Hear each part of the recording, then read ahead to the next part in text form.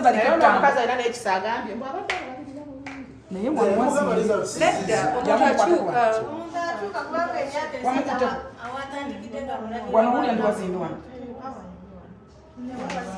kati omusaayi gwe togulaba sisita olabawo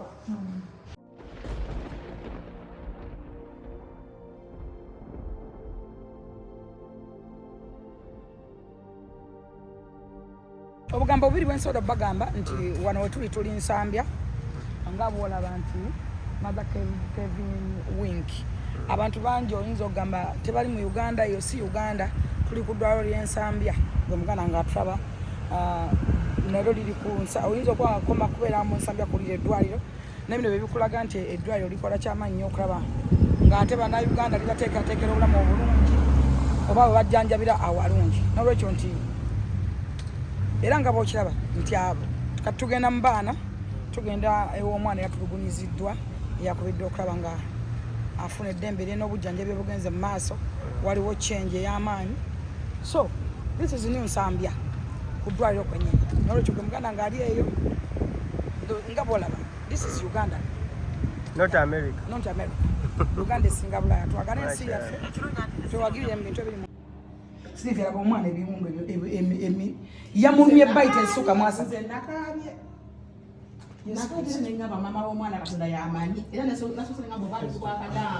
muwala gwakuddamu kuleka mwana bawalammwe bannange okyali mwana muto nnyo teri kyabugagga kisinga baana bo sente zokola kulabirira baana ate bakufeeko kale nomwana afaanana nnyina saba Katonda ne baleme kusiba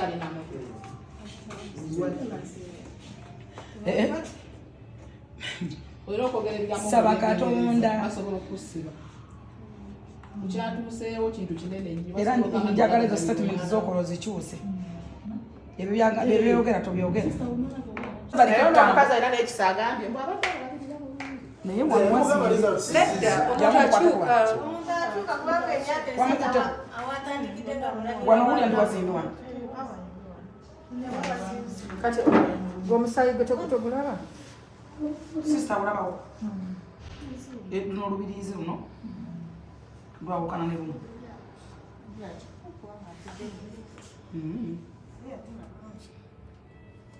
era omusawo wano wazimbibwa olaba nti wamuluma okukwatawo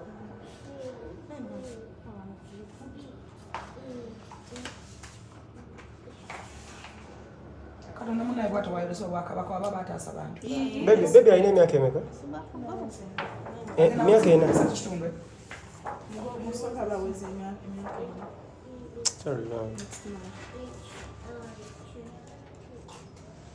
kasoma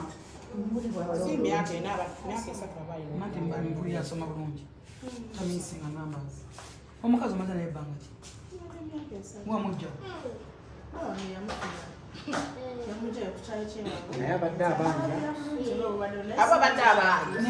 naye abakazi tebatera kukkiriza basajja leeta bakozi waka abasajja bazisaleta omukazi gwabadde ayagala oyo omukazi nze gwe gusosola bwe omukozi omusajja omusajja tasobola kwagala mukazi oli singa ayagadde ngono senga w'omwana singa senga w'omwana fulaawa naawe kyokosesa liri eddenge senga w'omwana mbadde manyite muganda wo senga w'omwana nti muganda wa musajja kati omusajja alina kuwana mukazi ali mu leveni bw'aba nga olwoyo mukazi we oba ontegeera liri gege naawe nedda bannayisindi nedda mukulu ate mufu abasajja batabuula abakazi gye bali n'abasajja babuula abakazi gye bali olina ndowooza nti bawanze bayakwana mukazi oyo tasobola bwe tebamanyi lwaki mu bakozi bonna gwe yalondayo ye yaleeta ono yali tasobola londa omukozi abantu bangi balina endowooza kale naffe twogera bwogezi ate banyi kwekyo omuntu agamba kono omukulu alabye ennaku akoze ekyo abantu bangi bebaleeta nti omukazi ono mukulu alabye ennaku ajja kutuula ajja kusetoli nga asobola okulabirira abaana kumba oleeta ekiwankulata baali mwadde amaka tubagamba emirundi mingi nti abakazi batemunga muwakana ono twawagira agi twabagamba nti abakazi batta ne mutuvuma abakazi batemu ate bakazi mulekerawo okuleka abaana bamwe olw'emirimu mulekerawo okuleka abaana Kereya twali kutewa kana abaana bange. Omwana bakolebwa ki? Omwana nze nebaza Katonda nenebaza n'abasawo b'eddwaliro Ensambya mu private bakoze ky'amaanyi okulaba ng'omwana addengula. Omwana gwe baleese ng'ali ku emergency okuba kati ng'asobola n'okutuna ku ssimu naye lwakuba nti yenna azimbye bamulumye omubiri gwonna bamukubye emimwa gizimbe n'obwegiti face zizimbe za black. Omwana muto, omwana mweru mulungi alabika bulungi. Ndi kwegayirira maama we aleme kuddamu kulekawo omwana teri kyabugagga kisinga mwana at least omwe muguleke muwala gwe nkwegayirira toddamu kuleka mwana toddamu wadde okukirowooza kuba tosobola kukolera kumpi kuli mwana we ekirungi nebijembe yamupangisa musifutinge mudde wali omulimu otherwise beera n'omwana wo teri ali kwagalira mwana nga gwa muzaala omukozi n'oba omujje wakani w'abasisita wo teri ali kwagalira mwana nga gwa muzaala abaana baffe tubazaala gwe wali muleeba gwe wali mu theatre gw'omanya emyezi omwenda gye wamala emyezi mwenda giwa ekitiibwa Katonda akwata second chance Mukama akuwadde omukisa ogwokubiri enebeera chance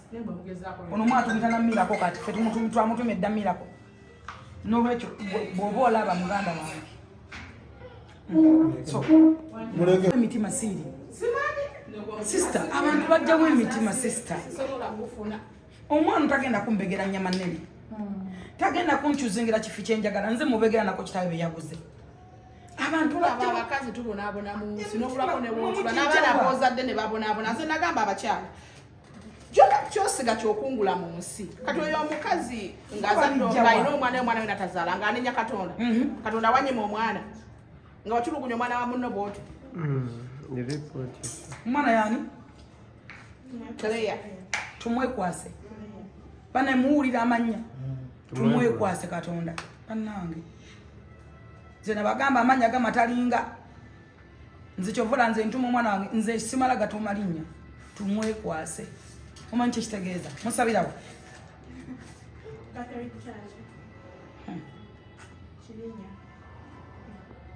tumwekwase Kereya wa myaka emeka kyokali kufaanana mwaliwa mwerudawa abomusula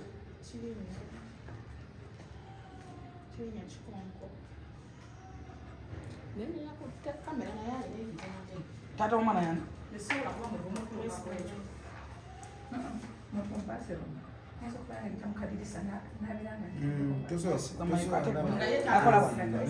akolera wona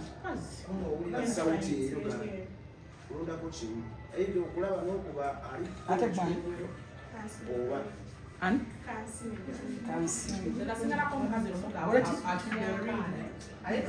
ate omukazi salama oli mubiki gundi omukozi yakube mwana yani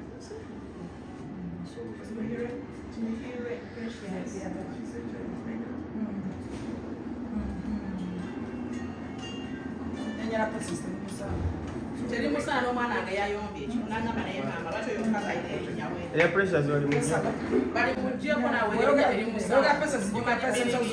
precious mbu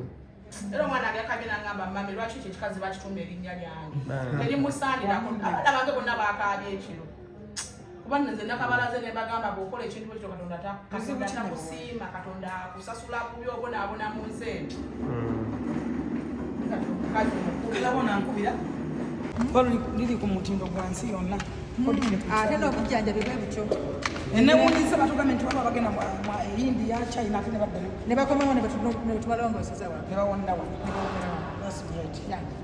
kitiibwa kya mama Bikira Maria yes tuyinza okwenyooma gaffe bannayuganda naye tubala specialist abalungi ate abafaayo public eyinza okuba nga tekimanyi nabakimanyi eyinza okuba nga tekimanyi naye bato basinga bamanyi Nsambya Nsambya yes si kugezaako naye tukola tutraininze abasawo bamanyi kye bakola ate tuemployinga abantu abatuufu nate njogerako naawe noŋŋamba nti owa omuntu accordingly status ye experience naki handling noŋŋamba nti handling y'abantu nayo kikulu nnyo handling y'abantu yes fe tumanyi okuhandling abantu our customer care is good ate abasawo baffe balungi balina omutima gw'abantu ate doctors abasinga bagenzeeko ebweru manyi bw'ogendako ebweru olaba ebweru abantu balungi nnyo eri nze nange nagendayo naye ogenda okusanga nga abantu bafaayo era naawe bw'ogenda oyiga okufaayo bw'oba nga tokumanyi ekitegeeza nti buli muntu atleast yandifunyeyo kakoosi n'agendako ate era kyekugamba nti tukiteekemu amaanyi ne baba baba mulago ne baba bafa ba private ne baba bamalwaliro amalala kiba kirungi okulabako which is tukubire gavumenti omulanga aituweyo omukisa nti singa badoctors baffe batwalayo buli mwaka abantu ebweru w'eggwanga ne basoma ne bafuna ne balaba experiences ziki abantu ne bakomawo wano ffe tugezezaako naffe nze eddwaliro lyo eryantwala ebweru nangera nenjegako ku bya emergency kati era emergency tetuli binyo kyeyitiridde naye tetwetaaga okutwala abalala naye ate mmwe bwe mutwala b'emulago baawa kati ate ffe naffe mututwaleko aba private tujja kutwala mama tweyanziza speaker parliament akiwudde honorable balamu ow'abaana agenda kujja n'ekitwana kiwala kingi tebamu kuba nsingisa wano naye bali mu kubeera nabo sitero naye ate ensanyusa ennyo bwe mulaze okuvunanyizibwa bwe buti ng'eggwanga tulina gye tugenda kubanga ate si gwe gusoose bulijjo bwe waba wona ekintu tugenda okulaba nga mutuuse tweyanziza nnyo naye ate ninamu okusosola nina nange byesirina nina ebintu byesirina wano mu ddwaliro naye ate nga ndaba mwali badde munyambako kakati nina endoscope zaafudde naye ate nga nsuubira nti eggwanga nga ministry oba ya health oba Madam Jane kitaffe His Excellency the President, Father of the Nation. Exactly. Singa mukubira omulanga message egenda mutuka njagala ku scopes njagala upper ne lower scopes at least tuttu kubanga kati abantu bazeetaaga yes amalwaliro gonna gakola naye ate tesobola kugamba nti amalwaliro asatu ge gakola twagala to spreading a service omuntu wa buli wasanga service abeere nga asobola okugifuna nze nyina ba staffs bagezezaako tugezezaako okutraininga naye ate equipment zezikola ki ate kati njagala ne CT scan empya kubanga eno tube yakubye tube ngena ndeddereza budeddereza naye CT scan njagala CT scan empya x-ray nayo neetaagayo empya kubanga eddwaliro lino lyateekebwawo mu 1903 oyinza okuteebereza 1903 yes 121 years old. Yes. Ogambe wetaga CT scan, netaga x-ray, netaga mu scopes. La kuba nsabye scopes. Kati nyina okukozesa type x-ray, CT scan, scopes. Naye kakati njagala nenfuna tower. Tower kwenteka ku scopes ezo. Njagala Fuji. Scopes zibeera ku tower. Yes. Zezikolera ku tower. Zikolera ku towers. Yes, mojiteeka bwotya n'osobola okukola ki nti nosambya aseera nnyo naye service weziri eza ssente entono weziri naye buli wosuumuka kati tusobola okujjanjaba omulwadde gwe waweerezanga wa e Nairobi gwe waweerezanga India kati kitegeeza ki nina okubeera ne equipment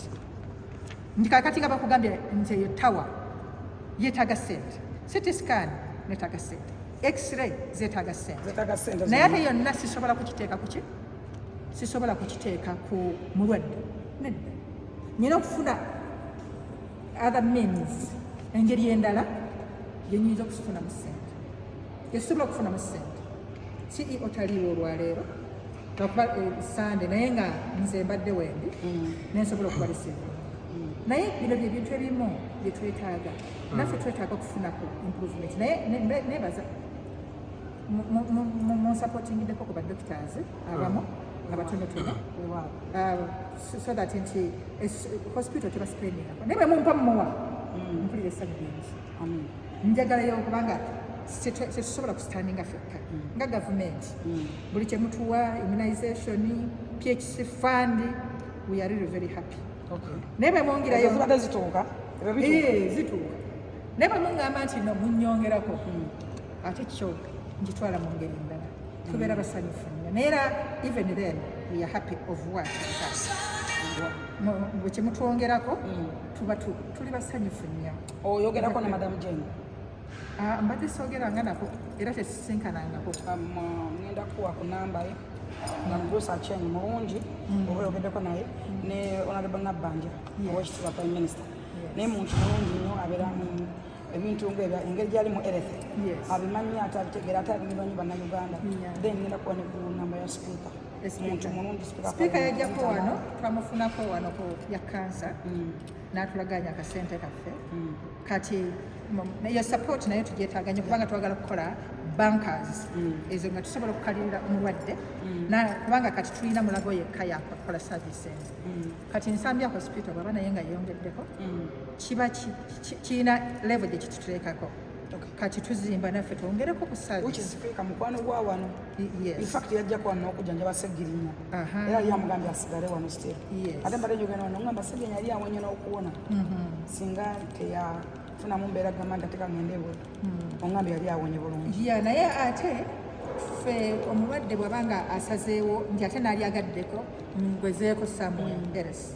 ffe tetukigaana kubanga human rights twagala nange ngenda kukola ripooti yange eribakama bange ne genosale njimutagingeko his excellent president according ku kigenda bye ne biki Nsambya bwafaanana abantu abasinga tebamanyi zamanyi Nsambya omukadde naye kirange kinewunyisiza okuba nga Nsambya bwensinkanye wanjawulo nange mbebaza okubanga mufaayo ali nawe sisita nga sisita nkwebaza nnyo okaba nga mufaayo nnyo okuba according bwetutambudde bw'otulambuza bw'otulaze nakyo ekiriwo n'eri abalwadde naye neebuuza lwaki bakwita fulfiga ndi fulfiga kikyo mafuga gonna gagagaye najjula mukama yajju mukama yantonda keeko kankoze sisita abuza batinze fulfiga ne bwobanga olina ekitakusanyusizza okitubuulira olw'ensonga ffe buli muntu twagala agende ng'ali bulungi twagala nnyo abugende ng'ali bulungi naye nga tweyanziza nnyo okujja okutulambula kati okulaga nti nammwe muli concerninga gavumenti okubeera nti mufaayo ku bulamu bw'abantu okubeera nti musobodde okujja ne mulaba omwana ono yafunye ekizibu tulina twagala nnyo kwongera kunyigiriza kukakasa abantu nti mulimu ebikazi ebirina emitima nga jjo bagisukka ne kuja empologoma mulimu abakazi abalina emitima baatu tugiyita emitima kyenyo mabufu I think nti abantu abamu oba poliisi Uganda poliisi yekikutte sulo oba amateeka manafu ku bantu we batya I think recent twalabako omukyala eyasitama ku mwana ne bamusalira emyaka 35 ndowooza nti abakyala abamu bandibadde balaba ekyo ne beddako nenayisa gyebeyisa eri abaana baaba era omwana ate tewannayita na myezi 3 oba 4 still ono omukyala akoze ekintu kyekimu ekyefaananya n'okusingako kuba buno butemu that's why tuli wano nalaba omusaayi nga gufubutuka mu mwana naye namuyiwako mazzi omwana namugamba anti nsonyiwa nasigala nga amuyiwako mazzi nze video nemyokiriwo ekiti nti mu nsi muno tulina nnyo okusasawaza Katonda omuntu atalina Katonda mu mutima ekyo kyonna ayinza okukikola omuntu tusosowaze Katonda kubanga bwobanga tolina Katonda osobola kukola buli kibi kyonna ekisoboka siri weewalanga nnyo omuntu agamba nti nze siswala oweewalanga nnyo omuntu atalina kyafiirwa weewalanga nnyo omuntu atalina gwaswalira obulamu bwatutambuliramu bwakusoomoozebwa life is full of a challenge that's my status life is full of a challenge deyamena ebintu ebiri mu bulamu bwaffe si bagagga bokka si baki bokka si banene bokka oba bali mufe munene abantu bonna balina challenges mu bulamu naye challenge kyekutuukako ekkubisa omwana w'emyaka 3 omwana amulumye buli kitundu yamulumya amagulu gonna yamulumya buli mugongo yamulumya wano ku nsi ayina amannyo ku magulu naye temuyinza kulowooza nti omuntu oyo eyakoze ekintu ekyo ayinza okuba nga yafunye psychiatry yabadde mulamu sisita bantu balamu naye wewedde kukya Katonda omuntu atalina Katonda mu mutima sisita omuntu atalina gwaswalira nogamba nze bwentuuse wano olwokuba nti nzijidde ku order mbadde nsobola okunoonya woodi yonna omwana gyalimu but I respect the sisters and eddwaliro nina okufollowinga protocol gwentambuliramu kubanga it's my responsibility njigidde mu kitiiki size nga full figure zize ng'omuwabuzi wa president accordingly kwani antumi kati nina okurespectinga okuva ku security endage wenzira endage abasawo bantwale ku sister ki exactly ali in touch era bansindise sister nanteka ku gwe abasawo ne banteka ku sister omulala paka lwentuuse kwani so okufumintiriza kitegeeza nti olina kyoswalira ate orespectinga woolaze abantu abasinga tebakyalina nsonga mulaba abaana abawala abato abalungi abalina emibiri egiolaba nakera ku makya nejjako engoye neyebamba ba tiktok ba social media naleega obutiti ensi ejja kukyuka wali another life after tiktok sister gwosanze ku ddwaliro omurespectinze oti oyogedde ki naye kimwetagisa okusigaza enamba ebaga ogitwala according ku situation gye mubaddemu oba omulengezza oba oli wakitalo one day one time ogenda mwetaaga ola nga tuli mu life is full of a challenge kati sabalaze wenkuba essimu ndowooza wekubira essimu osobola okusindika ambulance nga ttaano okuva wendi zisobola okujja zinnono accordingly fuufinga nayogenda naye namulaba ali bwati ne bwati yayisa bwati bweyajja mu ofisi yange yakola bwati bwe kinkutteko okuba nambiwe zisobola okunsindikira ettaano kati mu bulamu bwe tuwula abantu bwe tuswalira okwebuulira kya buntu omugagga Miss Gunya yawandika katabo kagamba nti success and fair based on reason and reality akala kagamba nti reason as the world masterpiece abantu abasinga tebafumintiriza omwana ono gwokuba singa omwana oyo yamufuddeko singa omwana oyo yafudde maite ozingazinga ote maite eyo sokodduko tukekabaye ekyokubi oli mu Uganda noba ovudde mu Uganda otusa omuntu still maybe nga nawe olina abaana maybe nga nawe wazaalako abaana abamu balina ebikolimo byebasasulira nga bazadde babe bakola ebintu ebyo abaana babeera mu nsi nga babonaabona challenges zibatomera yabeera ku limu gwe batasasula yabeera because gwe maama we bewakola ekibi kiri ekisibe kijja kikaaba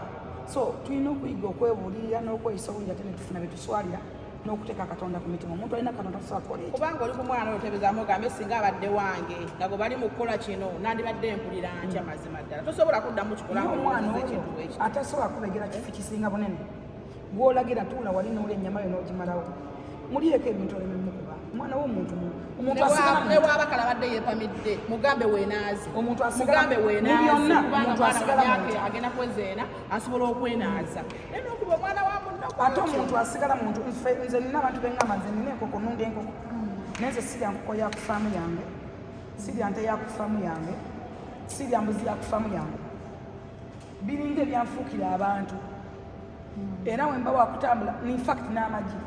mba naalya ejjini naggula amafumba eri oba ne bagansikira naye nenkusanga ngonsikidde amagi g'enkoko z'ewakaawo obutalo era baba bakusala ku byawaka sibeerawo ntambula naye kakati ekikulu nga kyaŋŋamba nti tuddemu empisa amaka tutraininge bulungi abaana omuntu oyo akoze ekyo wakulidde nsuubira nti wabadde wekiya tukuze bulungi abaana ate tubayigiriza eddiini Katonda naye mbeebaza nnyo kubanga engeri gye muzzemu mu ddwaliro muzzemu ngeri yammwe ya wansi bweti naye mwebale nnyo kutukyali mu nsi obukakamu bwetaagisa ate n'obungi bulamu ebintu etulina okulembeza ensi eno etwemalizamu bwerere kituufu buli muntu wa mugaso ku munne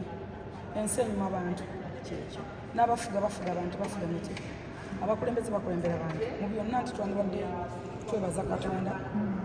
olw'okubeerawo kw'abantu buli muntu wandimuwadde value Katonda oyo gwe tusinza yalina ekisembayo ku muntu ate alina reason lwaki omuntu waali era lwaki oyo yaliwo so nze nebaza omuntu yakutte vidiyo nga newankubadde amu bakomplaininga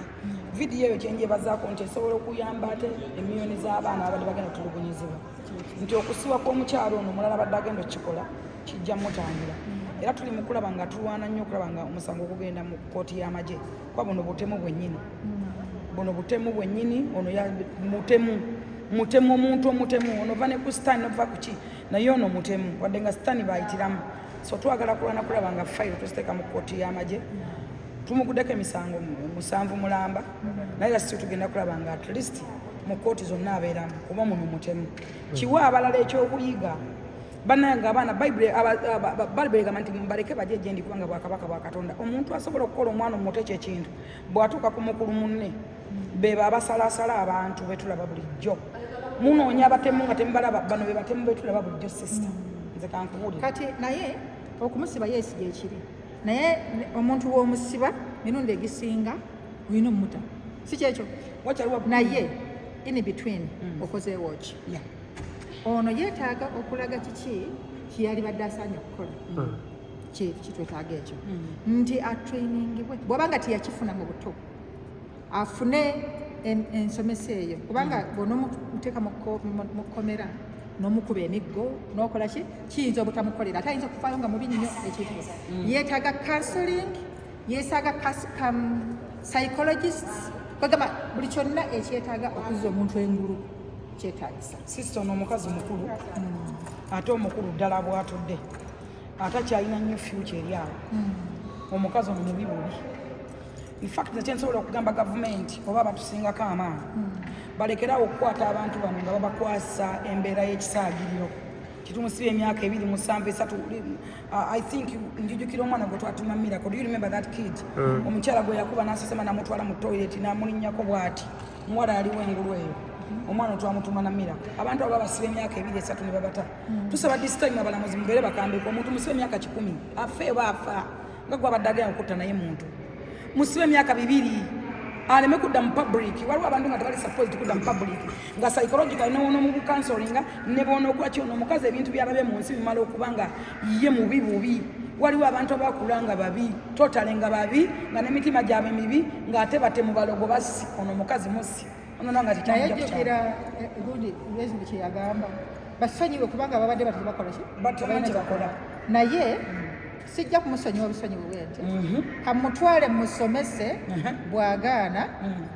then ndabe ekyo mukola anti kati ekkomera bwe lirema okusomesa nga bakuwadde ebbanga erikujaamu mu ebyo byokoze kitegeeza naffe bennyini tulina bulugero lw'Abaganda lugamba nze mukyala Muganda bagamba suula omuggo oyonoona omwana ensi bugunjula omwana bulimu okumugunjula ensi ekola ki bano tulina bagunjulira mu makomera bamusibe bamugabe gyagenda okubeera oba mbuluddawa tobe n'ensi paka naye osibye busibi background tweginoonyerezaako background omwana omukyalo ono gyabadde yeetaaga okunoonyerezaako abadde mu situation ki era akuza atya ebintu ebyo byonna ng'onoomugunjula weetaaga okubimanya. Sister Rosa nakyaliko ogunjula omukyalo emyaka gyalina gikyagunjula oyo mwonoonyi bwonoonyi munnange nange nsobola nze nyinza okuba nga nanyina kye nakoze bw'obanga ogunjulikka nze nga nyina kye nakoze nsobola okuvaayo nze era nga wangambeko nti wange kino kimu nzira mangu muki ayinza okuba nga talina muntu amugambako ku bintu byakola ate oyinza okusanga nga oba oliawo ekyamaanyi ennyo kino kyekisoose yes ogezaako nekyabutemu kyabutemu naye tugenda kugunjula tutya ggwanga kubanga singa abo tetubagunjula kiba kitegeeza bantu bangi betujja okutta tugunjule eggwanga. His Excellency ndoza situyita ewulidde ey'eggwanga tugunjule eggwanga kyekiri kikulu kyetugendeddeko tweyanza nnyo sister tweyanzeege twebaza mama Bikira Maria owekitiibwa Mirembe Maria okubanga batweyaddewo eddwaliro bweriti tubeebaza nnyo omuvayo ne mwogerako eri eggwanga ebigambo byammwe biwulirwa nnyo kubanga abantu babinamu essuubi mulwawo okwogera naye ate abantu bangi ababenyumirizaamu nti ekigambo kyo kibaako omukisa gwa mama Bikira Maria. Tubasaba nti singa mufunanga wakadde mwogereko eri eggwanga tuli bannayuganda ensi yaffe tugenda kugirekera abantu balala ate mmwe abagunju olaba abalamu olaba abalwadde olaba abafaana bati olaba abanene abatono boyina osobola okuvayo n'ogamba ensi ekintu nti abaana bawala situation wekiniwaitu mutambule bwe muti abali mu masomero abagomba w'ekitiibwa bwe muti enneeyisa y'abantu kintu kikulu nnyo naye buli kigambo kiba kikuvuddemu kikola ki omanyi tulina obutwa bw'ebigambo ennaku ze tulina emitimbagano jajja waliwo abantu abasibe naye nga tebali mu makomera psychologically nga basibe mu mind mentally physically nga ye musibe abetaaga mindset change naye asobola olwa ekigambo kya sister kimu nagamba oba sister asobola okwogera bwati let me change my life so tubasaba bamufuna budde tujja kwogerako naye omanyi kati nga bwonsanze ku ssaani nga ndi mu ddwaliro ekitegeeza n'obudde obugendako ebweru oluusi nabo bukola I think yes. Olaba Sunday still on busy. kubanga tulina okulaba abalwadde baffe bali batya lwakubanga abantu abamu bagamba nti bano bakola nsobi naye tetwabeerawo kubeera nsobi ffe wetuli nga bwolaba omwana oyo yatuuka ali bubi nnyo yatuuka ali bubi nnyo netugezaako omwana mazina kumeka ensanda ze newunza n'okubanga yajja 27 ku ssaawa nga oba yatuuka no ku ssaawa yakituuka kiro ngaali bubi mu kyaga 27 nga kali bubi nnyo era Katonda yazizza bibi tekaali bulungi tekasobola kuba bulungi kanyabo nze nawunza sisita n'amagulu mbadde nga sobola gasanguka ebiseminti naye twagezezzaako Katonda kyebatuba tusobola naye nga tukola by the way ffe nga private tetwerangirira ayagala ajja n'atusanga era atayagala akola ki naye ffe tuliwo okubeera bantu tuli okubeera mulwadde ate ffe tuwulira bubi nnyo nti omuntu alwadde tuwulira bubi nnyo afudde muwulira bubi nnyo ate kankubuulire waliwo nga ku emergency awo tuzzaawo n'afudde sikufa nti akyalimu akateetera tulina mechanism nti oba tusanga omutima nga gwakoze eki gwasirise dda ne tukola kyonna kye tusoboka tulina n'ebyuma ebijump starting omutima nze nyina testimonies naye abaagala mpozi kyeŋŋamba nti ayagala okuwulira akolekya awulire kubanga wano tufuna ne complicated cases nyingi nnyo complicated cases ne zijja wano abantu bafunye problems ne tubazaawo ssebo abadde tayeesobola ze singa kutwala kati mwaisiyo ojja kulaba kyetukola naye ate abamu tebatuuka na ICU nga tubasasitatinga emergency yokka ne tubazaawo nze newunza sisita kuŋŋamba nti abantu bagenda ebweru ne balemererwa ne badda tubafuna ne bagenda ensambya n'akwata ennyonyi n'akola ki n'agenda ensambya naye mu bwetoowaze ne tugamba katugezeeko ne tutandika ogenda okulaba nga omuntu addawo tulina testimonies naddawo waliwo omusajja yagenda ebweru yali waka chest problem najja wano netusuka ebyenda netukola ki netumukolera wasobola okuliira nakola ki naye nga kiri nsambya eti ebweru kyali naye tetweyogerako nnyo Allah wakitiibwa